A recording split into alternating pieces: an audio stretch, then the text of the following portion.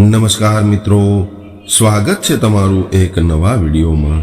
મિત્રો, શું તમે ક્યારેય પણ એવું વિચાર્યું છે કે જે બાપ પોતાના સંતાન માટે આખી જિંદગી ઘસી નાખે, એ જ સંતાન જ્યારે પીઠમાં ખંજર ભોકે ત્યારે ઘરડા બાપના હૈયા પર શું વીતતી હશે?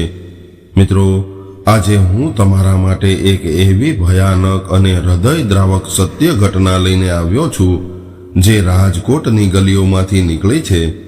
એક એવો સ્વાર્થી બાપ જેણે પૈસા અને હવસના નશામાં પોતાની પત્ની, બે માસૂમ દીકરીઓ અને વૃદ્ધ બાપને રસ્તા પર રઝળતા મૂકી દીધા।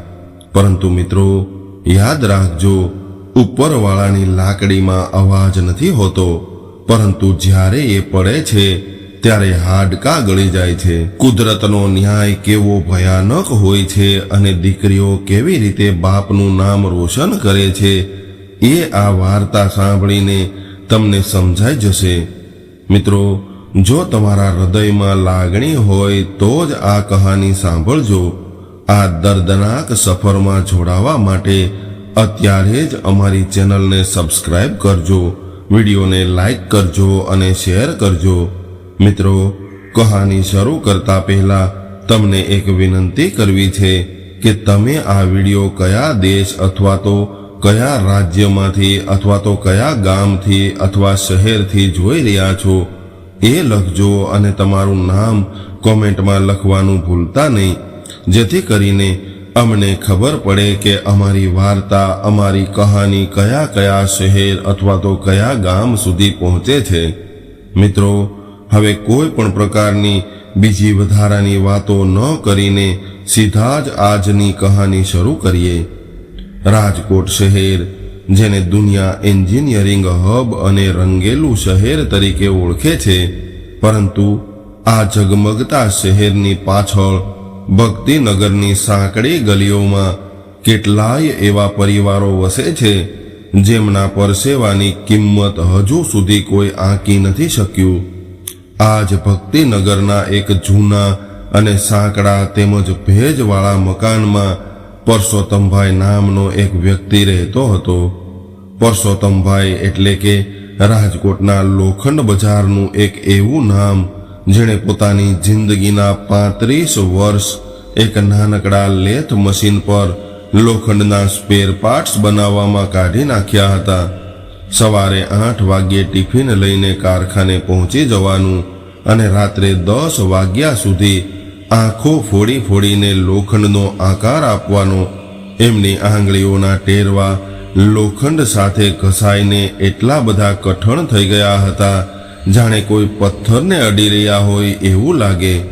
આંખો પર જાડા કાચના ચશ્મા હતા અને કમર થોડી ઝૂકી ગયેલી, પરંતુ પરસોત્તમભાઈના ચહેરા પર હંમેશા એક સંતોષનો ભાવ રહેતો, અને એ સંતોષ એમના એકના એક દીકરા આકાશ માટેનો હતો। પરસોત્તમભાઈની પત્ની ઘણા વર્ષો પહેલા ગુજરી ગયા હતા। પોતાની જુવાનીમાં જ નંદાપો ભોગવનાર પરસોત્તમભાઈએ બીજા લગ્ન નહોતા કર્યા, કારણ કે પોતાના દીકરા આકાશને કોઈ ઓરમાન માનો ત્રાસ સહન ન કરવો પડે એટલા માટે તેમણે અડધું જમીને પણ આકાશને પૂરું જમાડ્યો હતો।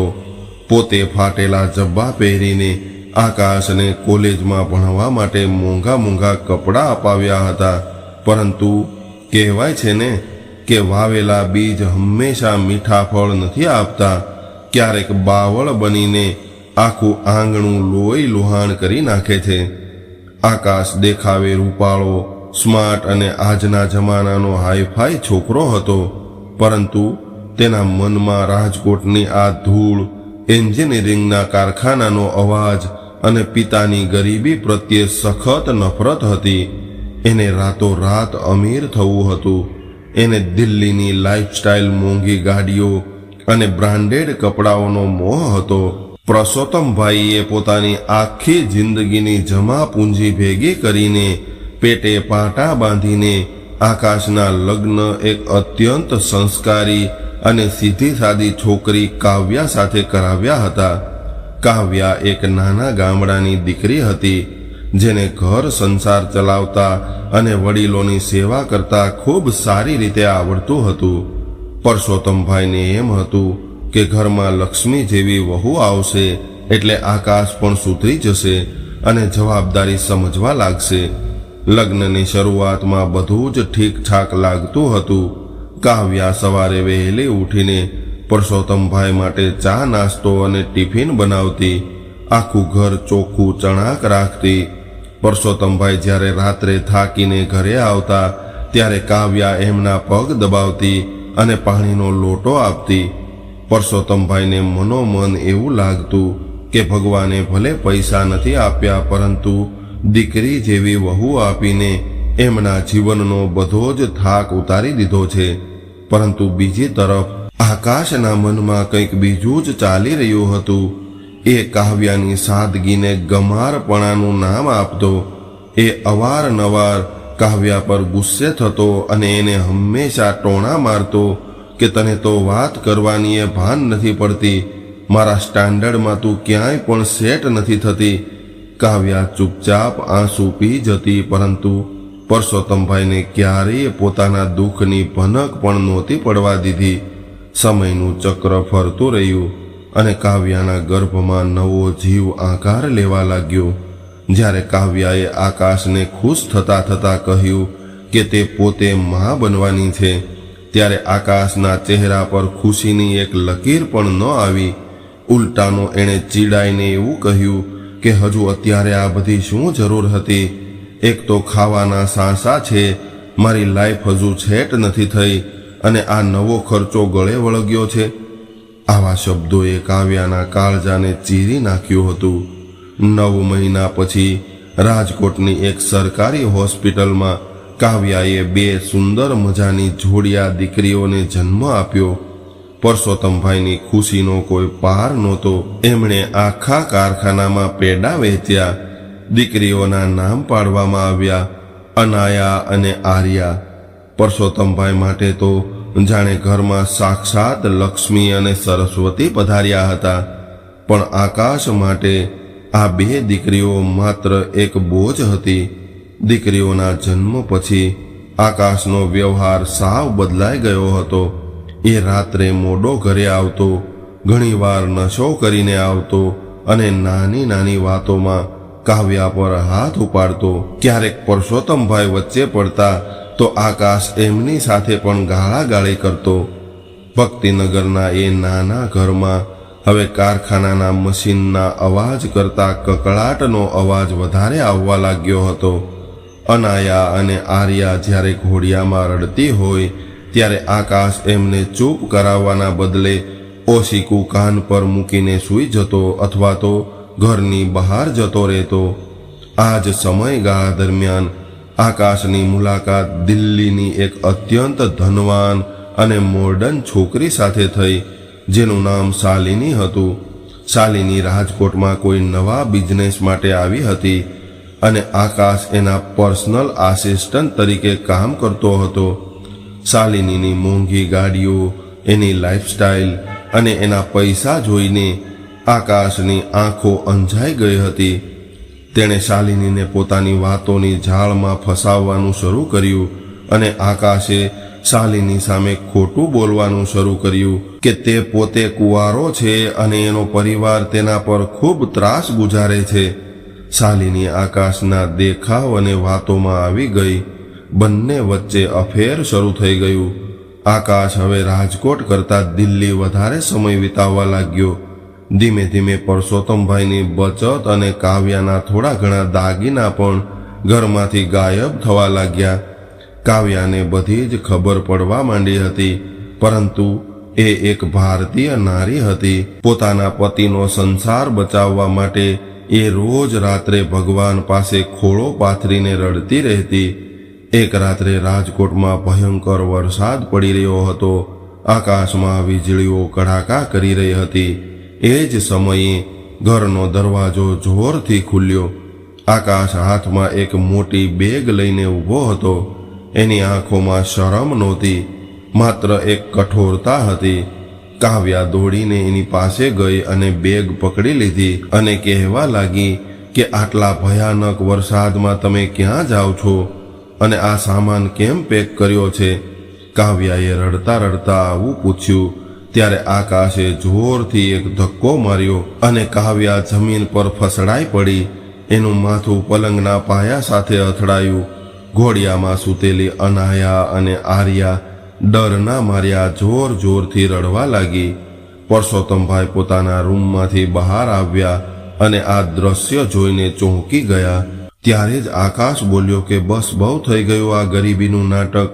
મારે હવે આ સડેલી જિંદગી નથી જીવવી. હું દિલ્હી જાઉં છું. હંમેશા માટે આ ઘર છોડીને દિલ્હી જઈ રહ્યો છું. મારે શાલિની સાથે મારી જિંદગી સેટ કરવી છે. મારે આ કકળાટ, આ રડતી છોકરીઓ અને આ કારખાનાના ધૂળિયા વાતાવરણમાંથી આઝાદી જોઈએ છે. આકાશના આ શબ્દો સાંભળીને પરસોત્તમભાઈના પગ નીચેથી જમીન ખસી ગઈ. જે દીકરાને એમણે પોતાનું લોહી પાણી એક કરીને ખૂબ લાડકોડથી મોટો કર્યો હતો, એ જ દીકરો આજે એમના ચહેરા પર થૂકીને જઈ રહ્યો હતો. પરસોત્તમભાઈએ આગળ વધીને આકાશનો હાથ પકડી લીધો અને કહેવા લાગ્યા કે બેટા, તું આવું ન કર. આ તારી પત્ની છે, આ તારી લોહીની 2 દીકરીઓ છે. આમને નોધારા મૂકીને તું ક્યાં જઈશ? કયો બાપ પોતાની ફૂલ જેવી દીકરીઓને આમ રઝળતી મૂકી શકે? પરસોત્તમભાઈની આંખોમાંથી આંસુઓની ધાર વહેવા લાગી. પરંતુ આકાશના માથે તો પૈસાનું અને શાલિનીનું ભૂત સવાર હતું.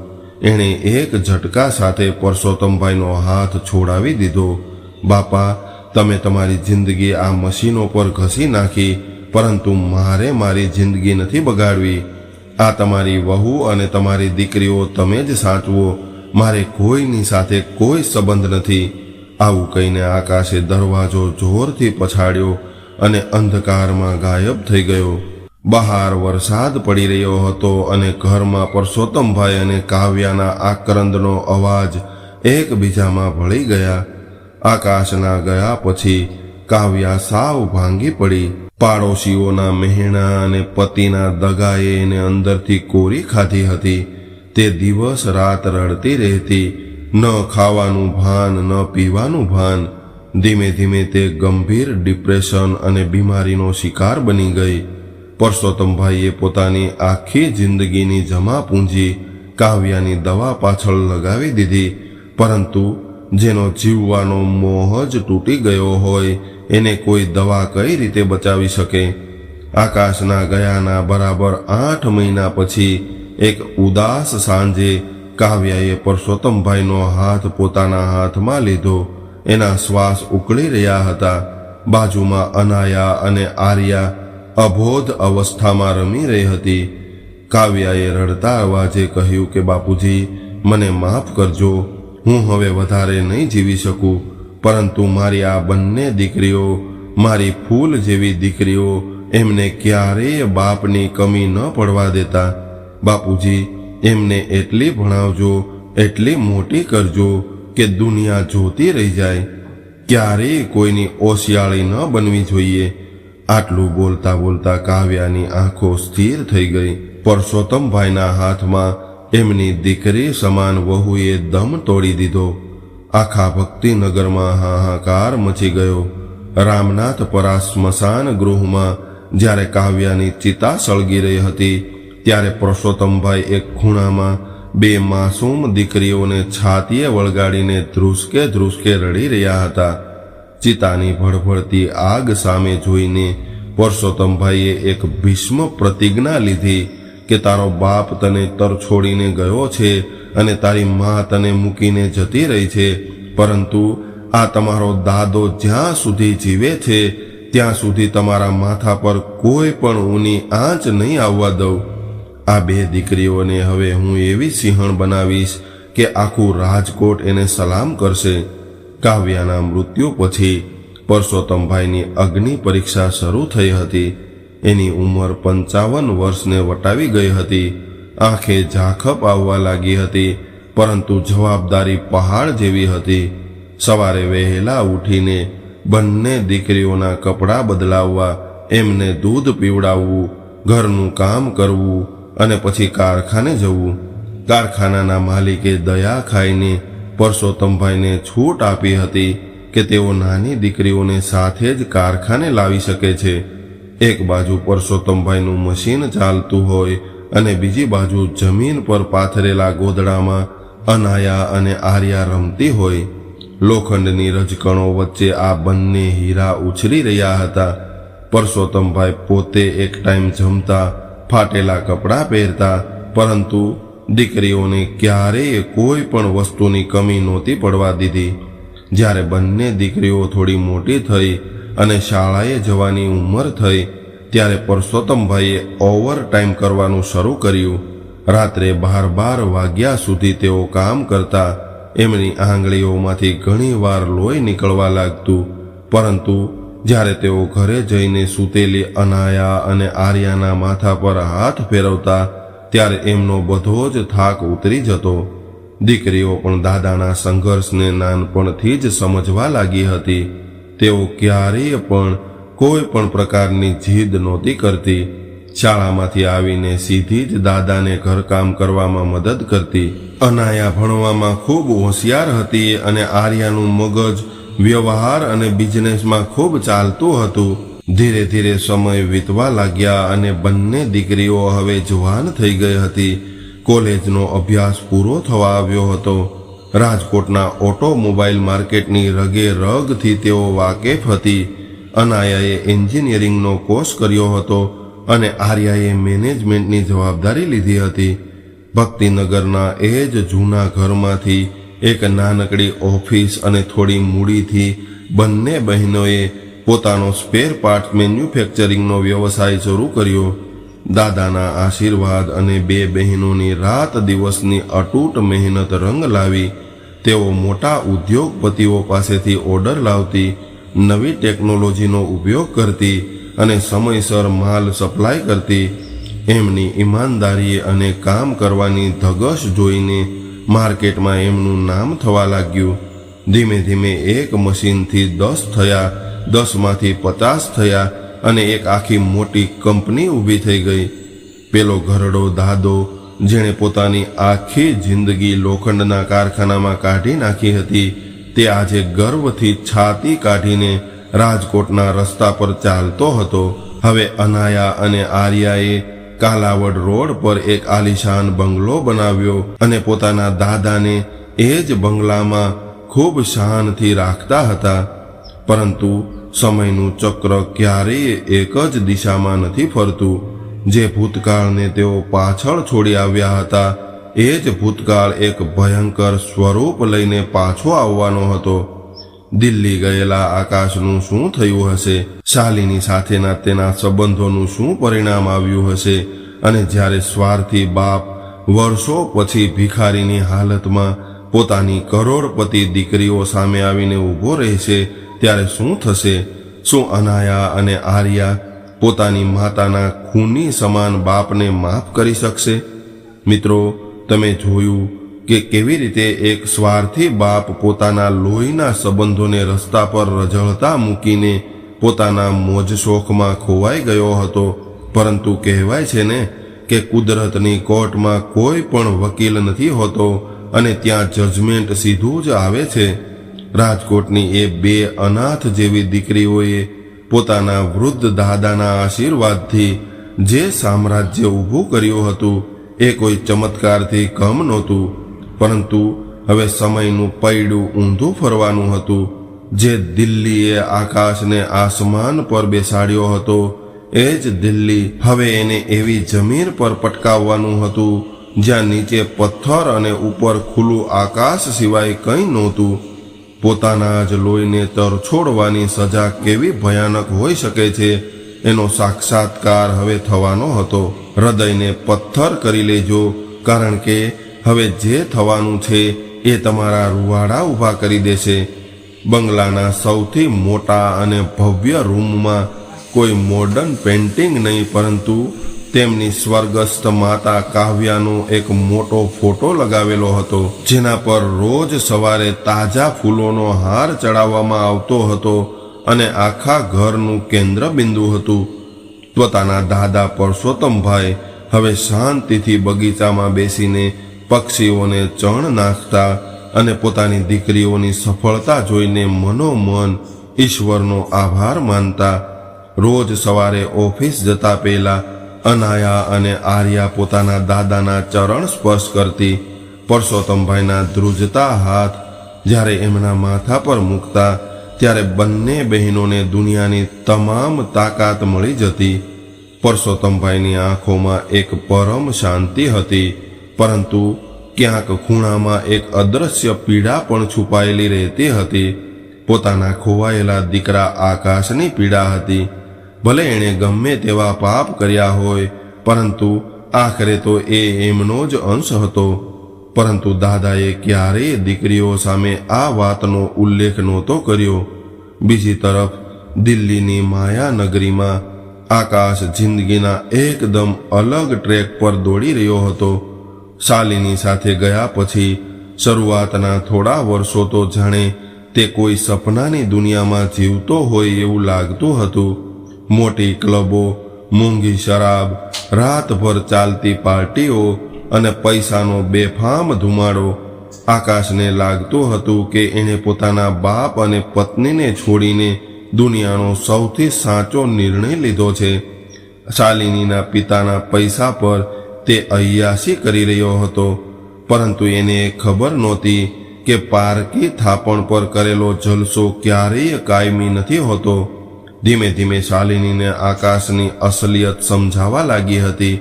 આકાશને કોઈ બિઝનેસ કરતા આવડતો નહોતો, એ માત્ર પૈસા ઉડાવવામાં માહિર હતો. ધીમે ધીમે શાલિનીના વર્તનમાં બદલાવ આવવા લાગ્યો. એ નાની નાની વાતોમાં આકાશનું અપમાન કરવા લાગી. એને એના નોકર જેવો અહેસાસ કરાવવા લાગી હતી. આકાશ હવે શાલિનીના જ ઘરમાં એક ગુલામ જેવી જિંદગી જીવી રહ્યો હતો, પરંતુ મોજ શોખની લતમાં એ આ અપમાન ગળી જતો.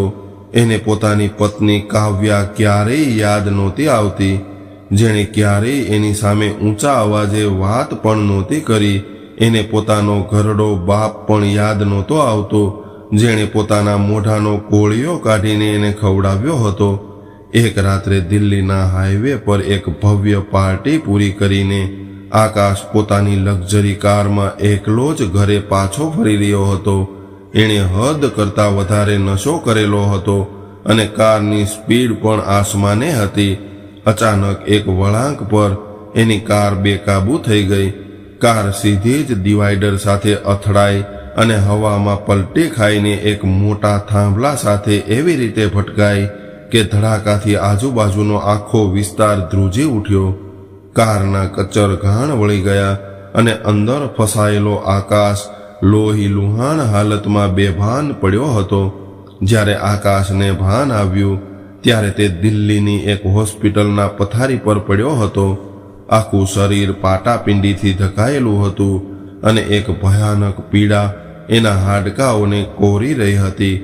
એણે ઊભા થવાનો પ્રયાસ કર્યો, પરંતુ એને અહેસાસ થયો કે તેના કમરની નીચેના ભાગમાં કોઈ પણ જીવ નહોતો રહ્યો. એણે ગભરાઈને બૂમ પાડી ત્યારે ડોક્ટર અને નર્સ દોડીને એની પાસે આવ્યા. ડોક્ટરે ભારે અવાજે કહ્યું કે મિસ્ટર આકાશ, તમે તમારો જીવ તો બચાવી લીધો છે, પરંતુ કારના પતરા તમારા બંને પગમાં એવી રીતે ઘૂસી ગયા હતા કે તમારે તમારા બંને પગ કપાવવા પડ્યા છે. હવે તમે આખી જિંદગી ક્યારેય ચાલી નહીં શકો. આ શબ્દો સાંભળતા જ આકાશની આંખો સામે અંધારું છવાઈ ગયું. એના હોશ ઉડી ગયા. એણે ફાંફા મારતી નજરે આખા રૂમમાં જોયું. એને આશા હતી કે શાલિની ત્યાં જ ઊભી હશે, પરંતુ ત્યાં કોઈ પણ નહોતું. 2 દિવસ પછી શાલિની હોસ્પિટલમાં આવી, પરંતુ એની આંખોમાં કોઈ પણ પ્રકારના આંસુ નહોતા, માત્ર એક અણગમો હતો. શાલિનીએ દૂર ઊભા રહીને સીધા અને સપાટ અવાજે એવું કહ્યું કે આકાશ, મારે હવે તારા સાથે કોઈ સંબંધ નથી રહ્યો. મારા પપ્પાએ તારા ઈલાજનો બધો જ ખર્ચો ભરી દીધો છે, પરંતુ હવે તું મારા ઘરમાં નહીં આવી શકે. એક અપંગ માણસ સાથે હું મારી જિંદગી બરબાદ નથી કરવા માંગતી. હું છૂટાછેડાના કાગળ મોકલાવી દઈશ. આટલું કહીને શાલિની પાછું વળીને જોયા વગર ત્યાંથી જતી રહી. આકાશ બૂમો પાડતો રહ્યો, કરગરતો રહ્યો, પરંતુ એનો અવાજ સાંભળવા વાળું કોઈ નહોતું. જે પૈસા અને મોડર્ન લાઈફસ્ટાઈલ માટે એણે પોતાના જીવતા જાગતા પરિવારની બલી ચડાવી દીધી હતી, એ જ પૈસાએ આજે એને કચરા પેટીમાં ફેંકી દીધો હતો. થોડા દિવસો પછી હોસ્પિટલવાળાએ આકાશને ડિસ્ચાર્જ કર્યો. પૈસા વગર અને પગ વગરનો આકાશ હવે વ્હીલચેર પર હતો. દિલ્હીના એ વિશાળ અને ક્રૂર રસ્તાઓ પર હવે એનો કોઈ આશરો નહોતો. જે આકાશ લાખોની ગાડીમાં ફરતો હતો, એ આજે રસ્તાની ફૂટપાથ પર લોકોની સામે હાથ લંબાવીને ભીખ માગવા મજબૂર થઈ ગયો હતો. ધીરે ધીરે સમય વીતવા લાગ્યો. ટાઢ વરસાદ અને તડકો સહન કરતા કરતા આકાશનું શરીર સુકાઈને લાકડું થઈ ગયું હતું. માથાના વાળ વિખેરાયેલા હતા, દાઢી વધી ગયેલી હતી અને ફાટેલા મેલા કપડાં. કોઈ એને ખાવાનું ફેંકી જતું તો એ પશુની જેમ ખાઈ લેતો. રાતોની રાતો જાગતો રહેતો અને ત્યારે એને યાદ આવતું રાજકોટનું એ નાનકડું ઘર. એને યાદ આવતો પરસોત્તમભાઈનો એ ધ્રુજતો હાથ જેણે એને જતા રોક્યો હતો. એને યાદ આવતી કાવ્યાની એ રડતી આંખો અને એના અંતિમ શબ્દો. તેને યાદ આવતી એ માસૂમ દીકરીઓ જેને તેણે ક્યારેય ખોળામાં પણ નહોતી લીધી. પોતાના જ કર્મોની આગમાં એ રોજ રાત્રે શેકાતો હતો. એક રાત્રે ફૂટપાથ પર સૂતા સૂતા એ ધ્રુસકે રડી રહ્યો હતો. એને અહેસાસ થઈ ગયો હતો કે એને કોઈ જાદુગરે શ્રાપ નથી આપ્યો, પરંતુ આ બધો એના પોતાના જ પાપોનો હિસાબ છે. કુદરતે એને બરાબર રીતે અને બરાબર જગ્યાએ લાવીને પટકી દીધો હતો. જ્યાં એણે પોતાના પરિવારને મૂક્યો હતો, એ જ જગ્યાએ આજે આકાશ હતો. આકાશના મનમાં એક જ ઈચ્છા જાગી હતી કે મરતા પહેલા બસ એકવાર પોતાના બાપના પગમાં પડીને માફી માગી લેવી છે. પોતાની દીકરીઓ જીવતી હશે કે નહીં એ તો એને ખબર નહોતી, પરંતુ એને બસ રાજકોટ જવું હતું. ભીખમાં મળેલા થોડા પૈસા ભેગા કરીને અને લોકોની મદદ માગીને આકાશે રાજકોટની ટ્રેન પકડી. ટ્રેનના જનરલ ડબ્બામાં વ્હીલચેર પર બેસેલો આકાશ આખો રસ્તો બારીની બહાર જોતો રહ્યો. ટ્રેનના પૈડાનો અવાજ જાણે એને મીણા મારતો હતો કે અરે આકાશ, અરે પાપી, તું પાછો ફરે છે, પાપી પાછો ફરે છે. જ્યારે આકાશ રાજકોટ સ્ટેશન પર ટ્રેનમાંથી નીચે ઉતર્યો ત્યારે એની આંખોમાંથી આંસુ છલકાઈ ગયા. આ એ જ શહેર હતું જ્યાં એને પોતાના બાપનો નિસ્વાર્થ પ્રેમ મળ્યો હતો. લોકોની મદદથી એ પોતાની જૂની જગ્યાએ ભક્તિનગરના એ વિસ્તારમાં પહોંચી ગયો, પરંતુ ત્યાં તો બધું જ બદલાઈ ગયું હતું. જ્યાં એમનું નાનકડું મકાન હતું, ત્યાં એક મોટું કોમ્પ્લેક્સ બની ગયું હતું. એણે આજુબાજુમાં પૂછ્યું કે ભાઈ, અહીંયા પરસોત્તમભાઈ કરીને કામ કરતા હતા, એ ક્યાં ગયા?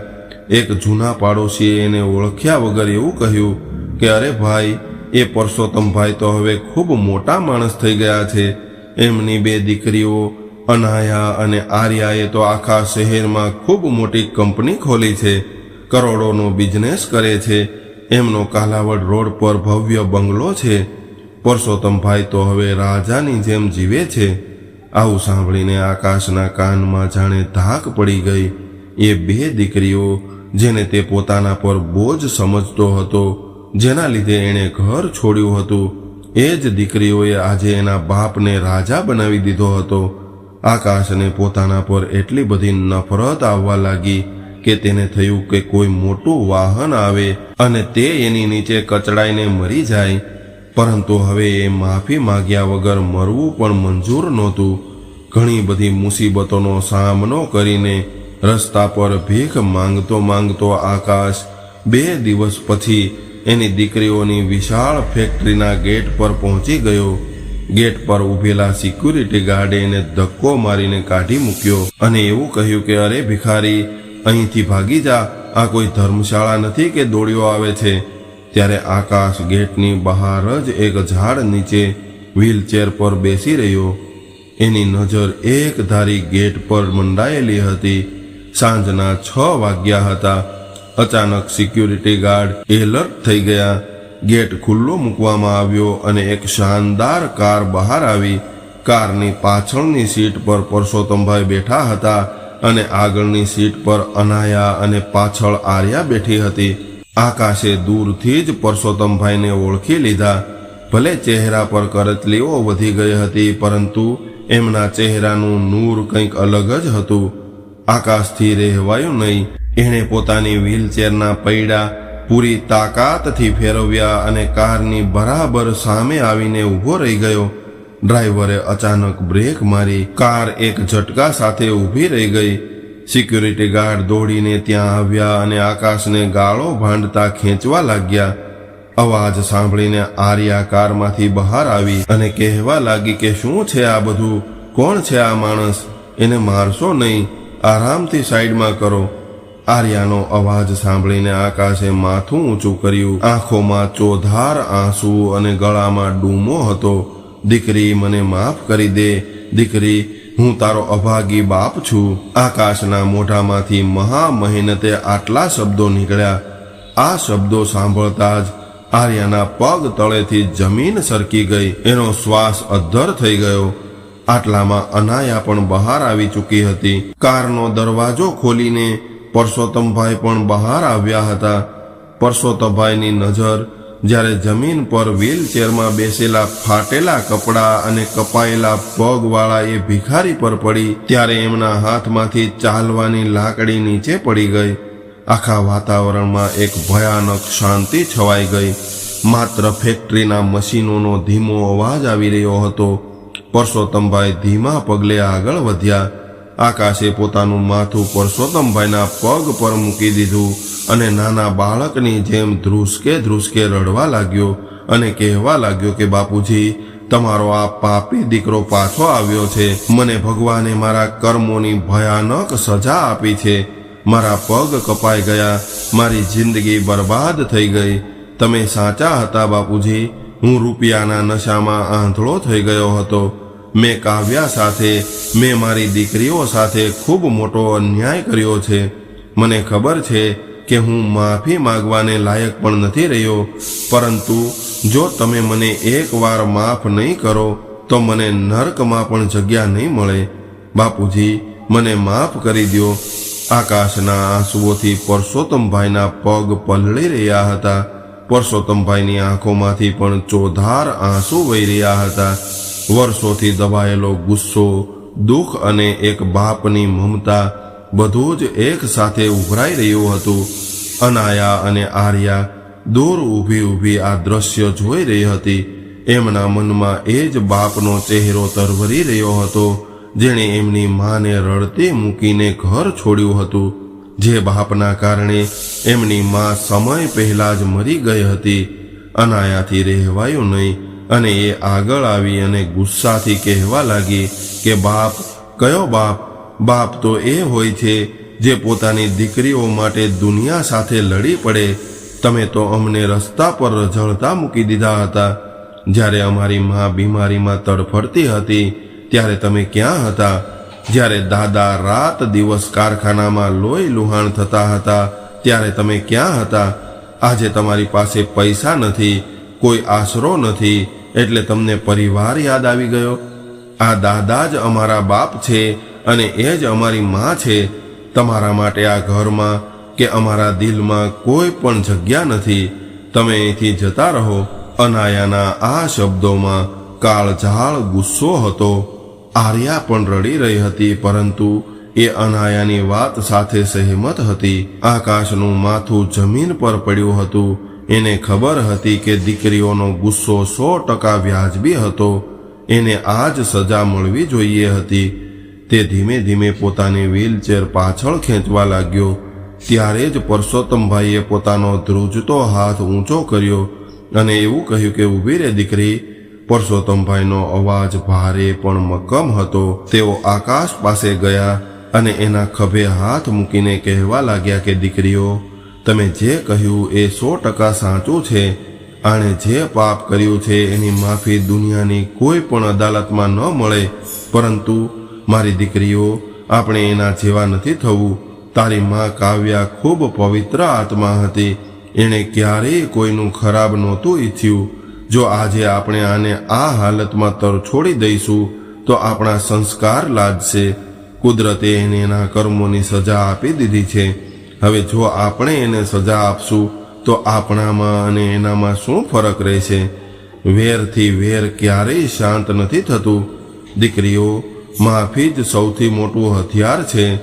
આપણે આને આપણા ઘરમાં બાપનો દરજ્જો તો ક્યારેય ન આપી શકીએ, પરંતુ એક જીવ તરીકે, એક લાચાર વ્યક્તિ તરીકે આપણે એને આશરો જરૂર આપી શકીએ, કારણ કે એ જ આપણી ખરી જીત હશે. પરસોત્તમભાઈના આ શબ્દોએ વાતાવરણની આખી ઉર્જા બદલી નાખી હતી. અનાયા અને આર્યા સમજી ગઈ હતી કે દાદા શું કહેવા માંગે છે. સાચો બદલો એ નથી હોતો કે તમે દુશ્મનને મારી નાખો, પરંતુ સાચો બદલો એ હોય છે કે તમે દુશ્મનને એ અહેસાસ કરાવો કે તમે એના કરતાં હજારો ગણા મહાન છો. આર્યા ધીમેથી આગળ ગઈ.